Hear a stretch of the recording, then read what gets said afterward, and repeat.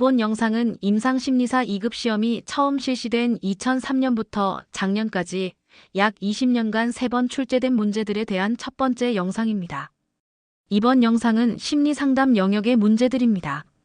첫 번째 문제는 면담과 관련된 문제입니다. 지금까지 환자의 면담 시 유의사항과 관련하여 두 가지 유형의 문제가 출제되었습니다. 두 유형이 다소 다르지만 여기서 함께 묶어 공부하겠습니다. 첫 번째 유형은 환자에 대한 평가 면담을 할 때 일반적으로 유의해서 봐야 할 사항을 두 가지 쓰라는 문제였고, 두 번째 유형은 만성적 정신질환자와의 초기 면담에서 유의해야 할 사항을 두 가지 쓰라는 문제였습니다. 첫 번째 문제 유형의 초점은 평가를 위한 면담이라는 점입니다. 이러한 면담에서 유의해서 봐야 할 사항을 살펴보면, 첫째는 심리평가의 사유입니다.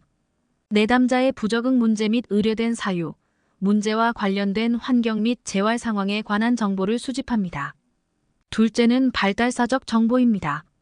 내담자의 사회적, 가족적 및 발달사적 정보를 수집합니다. 셋째는 정신상태 평가입니다. 내담자의 말, 표정, 자세, 동작, 태도 등을 토대로 정신상태 평가를 합니다. 현재의 정신병리적 문제의 평가, 성격 구조의 파악, 정신병리적 문제의 역사적 발달적 선행 요인의 확인, 치료에 필요한 능력, 치료 참여의 의지 등이 포함됩니다. 이 중에서 심리평가의 사유, 발달사적 정보, 이 두 가지를 기억하시기를 추천드립니다. 두 번째 유형의 초점은 만성정신질환자의 초기 면담이라는 점에 있습니다. 만성정신질환자의 초기 면담에서 유의할 사항은 첫째, 라포의 형성입니다. 만성정신질환자이기에 우선 초기 신뢰관계의 형성을 위해 노력을 기울여야 합니다. 정신질환이 있는 경우 낯선 사람에 대한 경계 및 두려움이 있는 경우가 많기에 환자로 하여금 자신의 생활을 침범당한다고 느끼지 않도록 적당한 거리를 유지하면서도 안정적이고 편안한 태도를 취하는 것이 필요합니다. 둘째, 기대와 동기입니다. 한 번의 만남으로 너무 많은 것을 진행하려 하기보다는 짧은 소개와 인사로 시작하여 잦은 만남을 통해 관심을 표현하고 도움에 대한 기대를 갖도록 하는 것이 중요합니다. 셋째, 경청하는 자세입니다. 대화 내용이 조리가 맞지 않거나 비현실적인 내용이거나 정서적으로 흥분 상태일 수 있지만 일방적으로 대화를 중단하거나 회피하지 않고 가능한 한 호소하는 내용을 경청하면서 긍정적 자세를 취하도록 합니다. 넷째, 부적응적 사고 및 경험의 강화 방지입니다. 내담자에게 있는 기괴한 생각과 감각적 경험을 면담 과정에서 끌어내되 그 내용이 강화받지 않도록 해야 합니다. 다섯째, 면담 과정에서 초점 유지하기입니다. 환자로 하여금 면담 속에서 배회하거나 종잡을 수 없이 벗어나지 않도록 해야 합니다. 이 중에서 문제에 대한 답으로 부적응적 사고 및 경험의 강화 방지와 면담 과정에서 초점 유지하기 두 항목을 추천드립니다. 푸른색으로 표시된 이 두 가지를 꼭 외우셔서 기억하면 좋겠습니다. 다음 문제는 상담 초기 단계에서 반드시 이루어져야 할 내용을 3가지 쓰라는 문제입니다. 모든 상담에서 첫 번째로 해야 할 일은 상담 관계의 형성입니다. 달리 말하면 라포의 형성이라 할 수 있습니다. 상담자가 내담자와 신뢰할 수 있고 안정된 상담 관계를 형성하여야 효과적인 상담을 진행할 수 있습니다. 둘째는 내담자의 이해와 평가입니다. 초기 단계에서는 탐색을 통해 내담자의 문제를 명료화하고 내담자가 겪고 있는 어려움에 대해 체계적으로 이해하고 이를 평가해야 합니다. 셋째는 상담의 구조화입니다.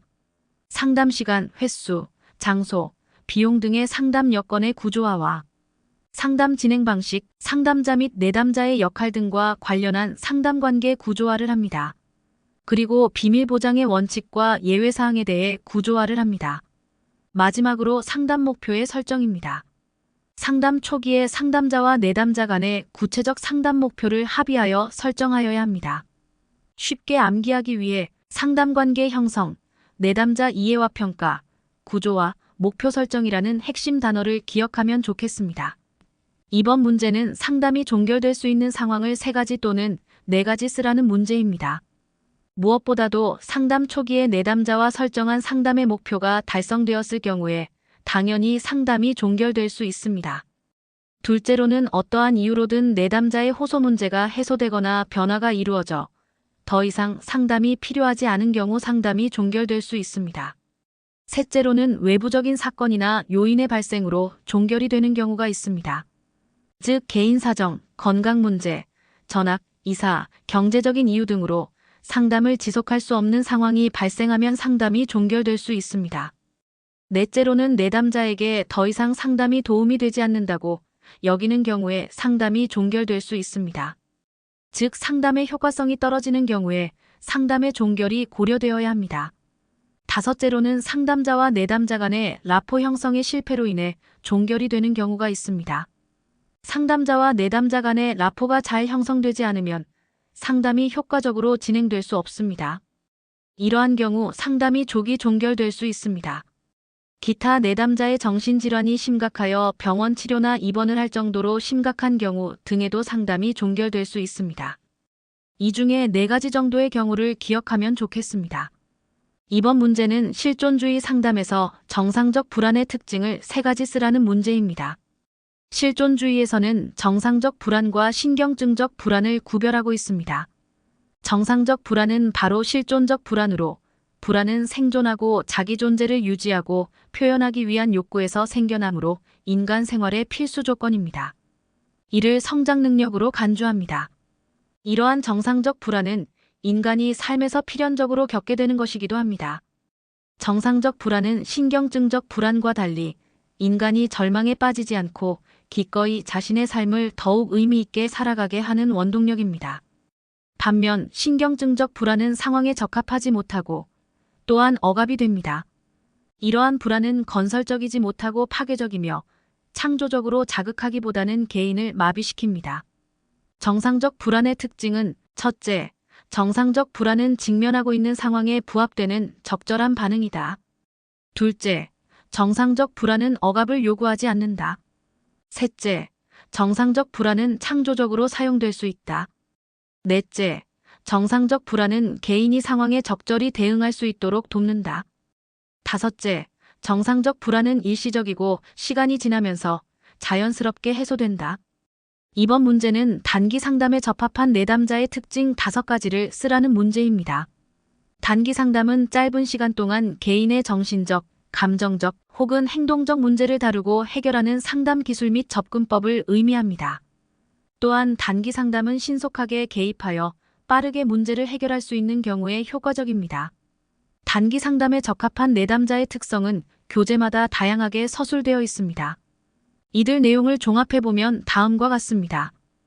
호소하는 문제가 비교적 구체적이다. 주 호소 문제가 발달 과정상의 문제이다. 호소 문제가 발생하기 이전에 비교적 기능적인 생활을 하였다. 주위에 지지적인 대화 상대자가 있다. 과거나 현재의 상보적인 좋은 인간관계를 가져본 적이 있다. 성격장애를 가지고 있지 않다. 조직이나 기관의 구성원으로 소속되어 있다. 일반적으로 성격장애가 있거나 만성적으로 기능이 저하된 상태이거나 주변에 지지자원이 없거나 대인관계에 문제가 있는 경우는 단기 상담으로 해결하기 어려운 경우가 많습니다. 다음 문제는 정신분석 상담에서 중요한 개념인 전이와 역전이에 대해 설명하라는 문제입니다. 전이는 내담자가 과거에 어떤 중요한 인물에 대해 가졌던 감정이나 생각을 상담자에게 투영하는 현상을 의미합니다. 즉, 내담자가 과거에 충족되지 못한 욕구를 현재의 상담자를 통해 해결하고자 하는 일종의 투사 현상을 말합니다. 이러한 전이 현상이 나타나는 것은 내담자의 무의식이 의식의 표면으로 올라오고 있음을 나타내는 중요한 현상입니다. 정신분석 상담에서 전이 현상의 발생과 이를 해소하는 것이 핵심적인 과제 중 하나입니다. 반면 역전이는 내담자의 전이에 대한 상담자의 무의식적인 정서적 반응을 의미합니다. 이는 상담자의 무의식적인 감정, 태도 또는 해결되지 않은 문제가 내담자에게 투사되는 것과 관련이 있습니다. 이러한 역전이는 상담자 자신의 무의식적 반응과 해결되지 않은 문제에 대한 통찰력을 제공할 수 있습니다. 이를 통해 상담자는 자신의 감정적 반응을 더 잘 이해하고 이러한 반응이 상담 관계에 부정적인 영향을 미치는 것을 방지할 수 있습니다. 이번 문제는 인간 중심 치료에서 로저스가 제시한 내담자의 긍정적 성격 변화를 위한 치료자의 필요 충분 조건을 5가지 쓰라는 문제입니다. 로저스가 아래 출처에 적혀 있는 책에서 언급한 내용으로 교재마다 번역이 다소 다르지만 필요 충분 조건의 내용은 다음과 같습니다. 상담자와 내담자가 심리적 접촉을 한다. 내담자는 불일치의 상태에 있고 상처받기 쉬우며 불안하다. 상담자는 내담자와의 관계에서 일치적이고 통합적이다. 상담자는 내담자에 대한 무조건적, 긍정적 존중을 경험한다. 상담자는 내담자의 내적 참조 틀에 대한 공감적 이해를 하는 경험을 하고 자신의 경험을 내담자에게 전달하려고 노력한다. 상담자의 무조건적 긍정적 관심과 공감적 이해가 내담자에게 어느 정도 전달되어야 한다. 이는 인간 중심 상담에서 로저스가 강조하는 상담자의 자세인 진실성, 무조건적 긍정적 존중, 공감적 이해와 관련이 있는 내용이어서 이와 연관하여 암기하시면 좋겠습니다. 이번 문제는 성폭행 피해자의 전화를 받았을 시 상담자의 조치 방법을 5가지를 쓰라는 문제입니다. 이 문제에 대해서는 성폭행의 상황에 따라 다양한 답안이 가능할 것으로 보입니다. 일반적으로 이러한 위기 상황에 전화를 받았을 때 상담 절차 및 내용은 안전의 확보, 심리적 안정을 돕기, 피해 상황 확인 및 보존, 도움을 제공할 수 있는 기관의 정보 제공 및 연계입니다. 좀 더 구체적으로 살펴보면 첫째는 현재 피해자의 신변이 안전한지의 여부를 파악합니다. 가해자가 가까이 있는지, 다시 올 가능성이 있는지를 확인하고 위험 요소로부터 멀리 피하도록 합니다. 둘째는 심리적 안정 및 지지하기입니다. 상담자는 먼저 피해자의 감정을 수용하고 지지해야 합니다. 피해자가 두려워하고 불안해하고 있다는 것을 이해하며 정서적 안정을 제공합니다. 셋째는 성폭력 상황에 대한 구체적인 파악 및 증거 보존에 대한 당부입니다. 상담자는 피해자의 상황을 자세히 듣고 강간 사건의 세부 사항을 파악합니다. 그리고 피해자에게 증거를 보존하도록 당부하고 필요한 정보를 수집합니다. 넷째는 도움을 줄 수 있는 사람 찾기입니다. 피해자에게 도움을 줄 수 있는 의지할 만한 친구나 가족을 찾아서 도움을 요청합니다. 다섯째, 병원 연계입니다. 피해자가 신체적 상처를 입었다면 상담자는 즉시 의료기관으로 연계합니다. 의사와 간호사에게 상황을 설명하고 피해자가 치료받을 수 있도록 안내합니다. 여섯째, 법적 의료적 절차에 관한 정보 제공 및 전문기관 연계입니다. 상담자는 피해자에게 법적 절차와 의료적 절차에 대한 정보를 제공합니다. 또한 성폭력 상담소나 관련 기관으로 연계하여 전문적 도움을 받을 수 있도록 안내합니다. 이번 문제는 윤리원칙 중 유능성의 의미와 이를 위반하게 되는 이유 3가지를 쓰라는 문제입니다. 유능성에 대한 내용은 한국상담심리학회, 한국상담학회, 한국임상심리학회의 윤리 강령 중에 전문성이란 항목에 기술되어 있습니다. 각 학회마다 다소 다르게 기술하고 있지만 핵심적인 내용은 다음과 같습니다. 유능성의 의미는 임상심리사는 자신의 능력을 발전시키고 유지하기 위하여 지속적인 노력을 기울여야 한다. 자신의 능력의 한계를 인정하고 교육과 수련, 경험 등에 의해 준비된 역량의 범위 안에서 전문적인 서비스와 교육을 제공한다. 자신의 활동 분야에 있어서 최신의 과학적이고 전문적인 정보와 지식을 유지하기 위해 지속적인 교육과 연수의 필요성을 인식하고 참여한다.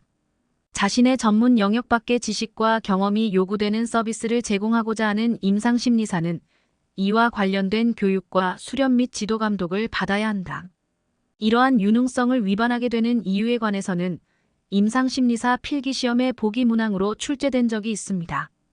그 내용을 보면 개인적인 심리적 문제를 갖고 있는 경우, 심리적으로 소진되어 있는 경우, 교만하여 더 이상 배우지 않고 배울 필요가 없다고 생각하는 경우, 해당되는 특정 전문 교육 수련을 받지 않고도 특정 내담자군을 잘 다룰 수 있다고 여기는 경우 등이 있습니다. 지금까지 긴 영상을 공부하시느라 수고 많으셨습니다. 보다 나은 내용으로 다음 영상에서 다시 뵙겠습니다. 감사합니다.